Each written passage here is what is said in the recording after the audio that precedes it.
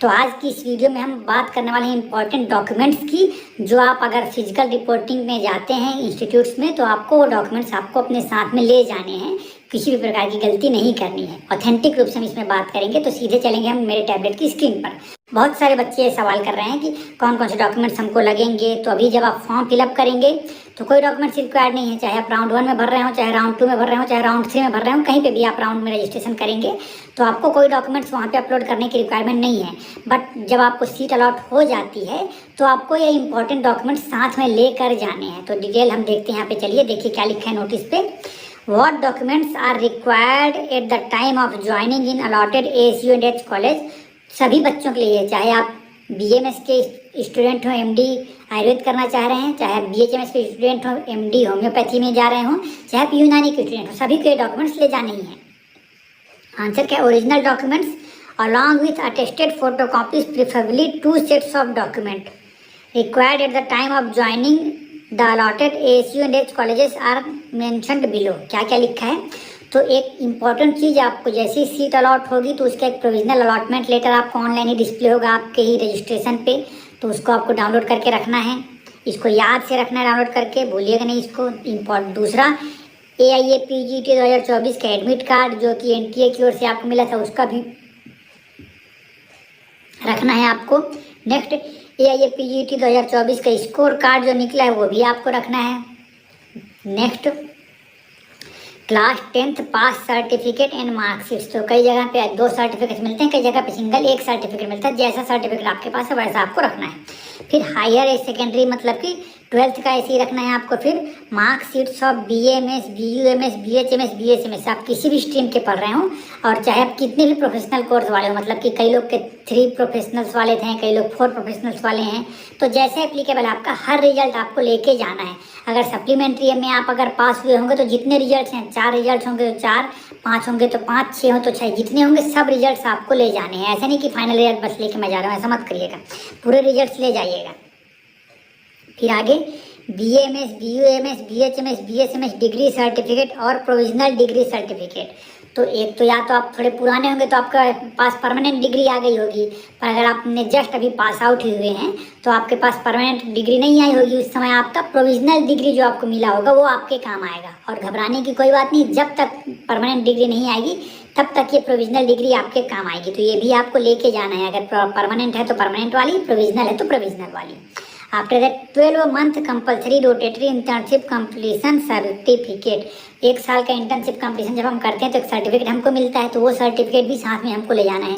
कुछ ऐसे बच्चे जो काफ़ी पुराने हैं, जिस समय 6 महीने का इंटर्नशिप बस हुआ करता था, तो उनको अपने 6 महीने वाला इंटर्नशिप लेके जाना है। ठीक, तो उसमें घबराने की बात नहीं कि आपका तो 12 महीने का नहीं है तो कैसे दिक्कत दिक्कत ना हो जाए, तो दिक्कत नहीं होगी। Next permanent registration certificate issued by NCISM, NCH, जो भी चीज़ें हैं स्टेट की अथॉरिटी के थ्रू आपके पास एक रजिस्ट्रेशन सर्टिफिकेट होगा, वो आपको लेके जाना है, कोई उसमें दिक्कत की बात नहीं। Next date of birth certificate.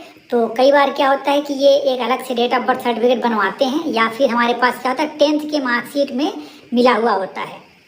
10th के मार्कशीट में डेट ऑफ बर्थ मेंशन होता है, वो भी चल जाता है, तो घबराने की आवश्यकता नहीं है इसके लिए। ठीक, नेक्स्ट ये बहुत इंपॉर्टेंट है कि 8 मतलब कि टोटल 8 पासपोर्ट साइज फोटोग्राफ्स रखने हैं, जो कि आप लोगों ने AIAPGT का फॉर्म भरते समय लगाया था, वही वाला फोटोग्राफ आपको रखना है।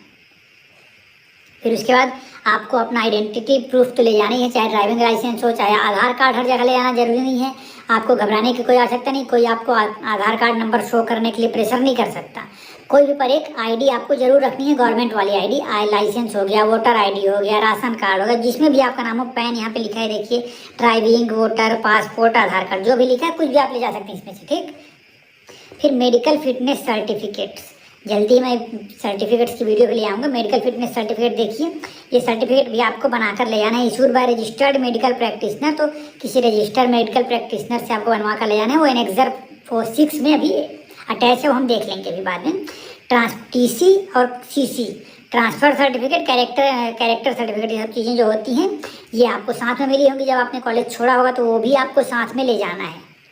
The candidate should also bring the following certificate if applicable. और नीचे के जो सर्टिफिकेट्स हैं, ऊपर के जो सर्टिफिकेट्स हैं वो सब तो लाने ही लाने हैं, उसके अलावा नीचे जो मैं बतलाने वाला हूँ, अगर ये एप्लीकेबल हो रहे हैं आपके लिए तो उनमें से उन सर्टिफिकेट्स को लेकर ही जाना है। जैसे कि पहला लिखा हुआ डिसेबिलिटी सर्टिफिकेट, इसका भी एनेक्सर में लगा हुआ है, वो भी हम अभी आगे देखेंगे नई वीडियोज़ में। नेक्स्ट SC/ST सर्टिफिकेट, अगर आप किसी कैटेगरी में फॉल कर रहे हैं तो ये सर्टिफिकेट सेंट्रल के फॉर्मेट में बनवाना में ज़रूरी है आपको, और इसी साल का बनवा लीजिएगा, क्योंकि मैंने आज ही वहाँ पे कौंसलिंग अथॉरिटी में बात की, उन्होंने बताया कि अप्रैल के बाद का बनवाइएगा तो बेस्ट रहेगा। तो लेटेस्ट वाले फॉर्मेट में बनवा लीजिएगा, ईजिली बन जाएगा। पहले का अगर आपके पास है तो नया बनाने में बिल्कुल भी दिक्कत नहीं होगी। OBC NCL का सर्टिफिकेट, अगर आप इस कैटेगरी में फॉल करें तो वो सर्टिफिकेट आपको बनवाना है, और कब का कौन से डेट के लिए होना चाहिए, वो इशूड ऑन और आफ्टर 1 अप्रैल 2024। तो क्लियर हो गया डाउट।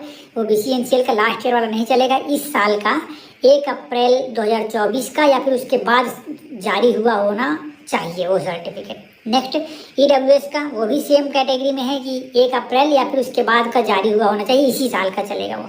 ठीक है, तो ये इंपॉर्टेंट चीज़ें हैं। अगर ये डॉक्यूमेंट्स आपके पास नहीं है तो यहाँ पे एक इंपॉर्टेंट नोटिस लिखा हुआ है कि candidates without original certificate documents shall not be allowed to take admission to the allotted college.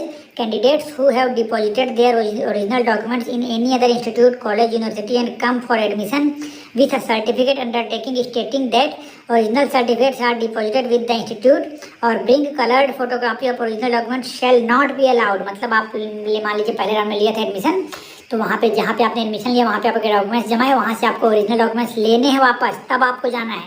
अगर वो लोग नहीं देते हैं आपको तो ये नहीं कि एक लेटर दे दिए तो काम चल जाएगा, आपको लेना ही पड़ेगा वो डॉक्यूमेंट्स। ठीक है ना, ये ध्यान रखिएगा।